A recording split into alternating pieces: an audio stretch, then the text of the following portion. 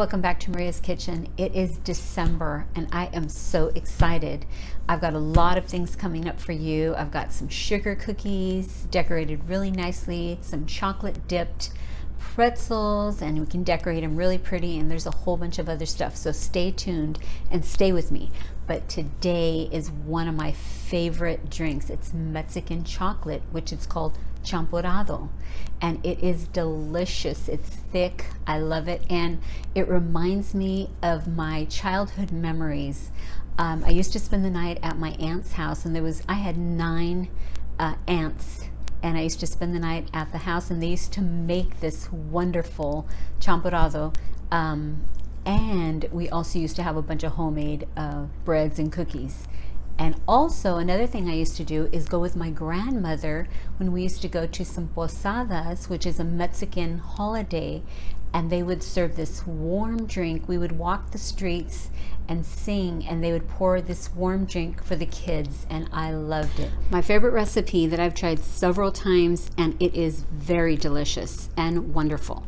It is from a book that I ordered. He's a famous chef. His name's Roberto Santibáñez, and it is from his book Tacos, Tortas, and Tamales.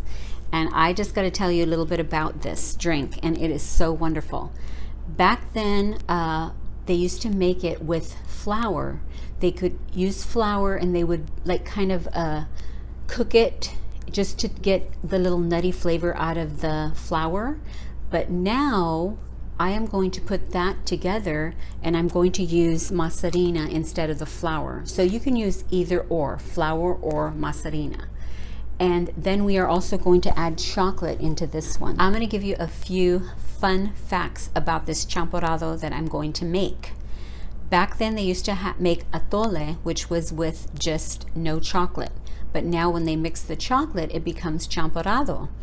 It used in Mexican families for simple breakfasts or late afternoon snacks, or for posadas or holidays.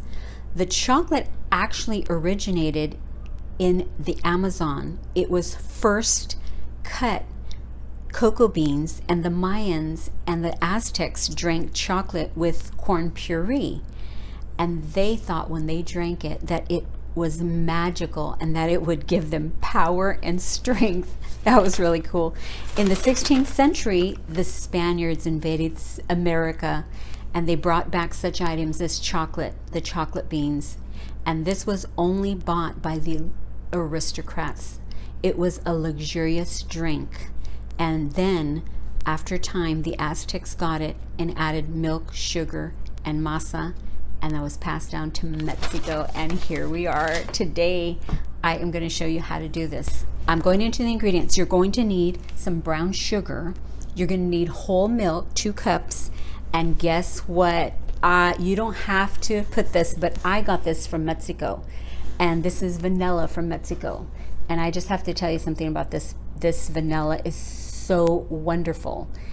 Did you know that the original vanilla bean was originated in Mexico? So I'm using this today. I'm tweaking Robert's recipe a tiny bit.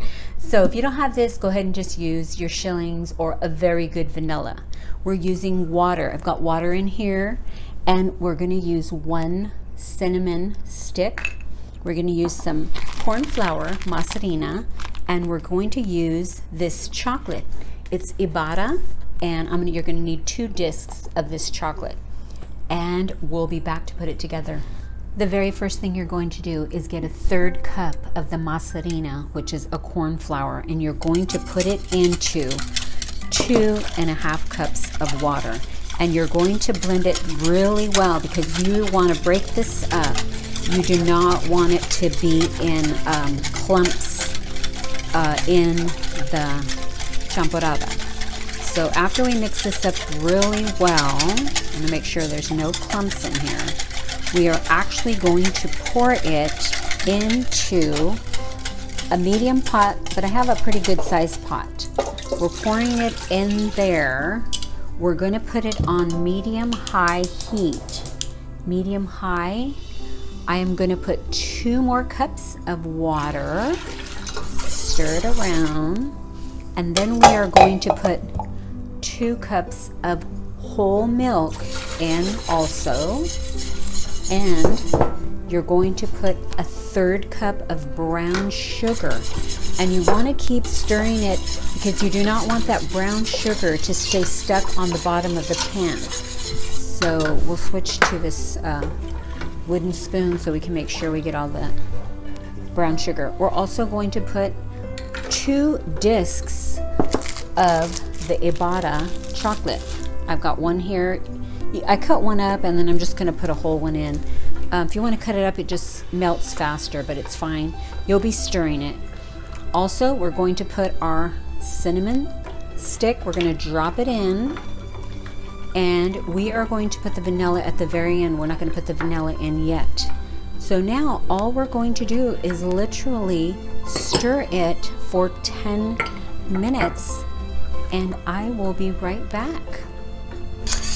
I've had it cooking for 5 minutes, and the chocolate discs have all melted, and the wonderful cinnamon stick is in there flavoring this whole chocolate. So now, since we had it on a medium high, it is boiling. We are going to lower it to a simmer for 5 minutes, and I will be right back. Keep stirring. The whole time that I was here, I was stirring it. You do not want it to burn. It's been 10 minutes and it is all done, and it smells wonderful. You can smell the wonderful cinnamon. We are adding the 1 teaspoon of vanilla. That's the very last thing you're going to do. Stir it around. And I have to tell you something really quick. Now, this had a 1/3 cup of brown sugar. You can lessen the sugar if you want. And also, if you're diabetic, you can also add different sugars, like maybe some agave or a different sugar, and still be able to enjoy this wonderful champurrado. This is how we used to serve it, or they used to serve it. They used to pour it into these little styrofoam cups, and we would sing, and they would bless us with this little hot champurrado, and my kids would wait in line to have some of this. This is how the aristocrats used to sip it in their nice, beautiful glasses. So I'm going to put some in there, and I'm going to take a sip. In the Mexican households, this is what they would do. In the morning, for breakfast, or even late afternoon, they would always have a little pan to go with this. I made some empanadas here. Or I've got some buñuelos here, and you've got to try this. Stay tuned to Maria's Kitchen, because I've got these 2 recipes coming up. We've got some buñuelos here with some cinnamon sugar, and we've got wonderful empanadas, and I made these with some pumpkin. So stay tuned, because I'm going to show you how to make both of these in December. The scripture of the day is Isaiah 53:4. But in fact, he bore our griefs, and he carried our sorrows and our pains. Yet we ignorantly assumed that he was stricken, struck down by God, and degraded and humiliated by him. But he was wounded for our transgressions. He was crushed for our wickedness and our sin. The punishment for our well-being fell on him, and by his stripes and wounds we are healed. I know it's really hard at this time of season sometimes for people around the holidays, and I just want you to know that it says right here in Isaiah 53:4 that he carried your griefs and your sorrows so you don't have to. Give them over to God, and he will carry them for you. Take them off of you so that you can have a good and well-being time and be confident and comforted by him. And I just want to thank you so much for spending time with me today, and I appreciate you sharing your time. And come back, because we have more things on the show for you. Empanadas, buñuelos, and so much more. And you have a great day, and bye.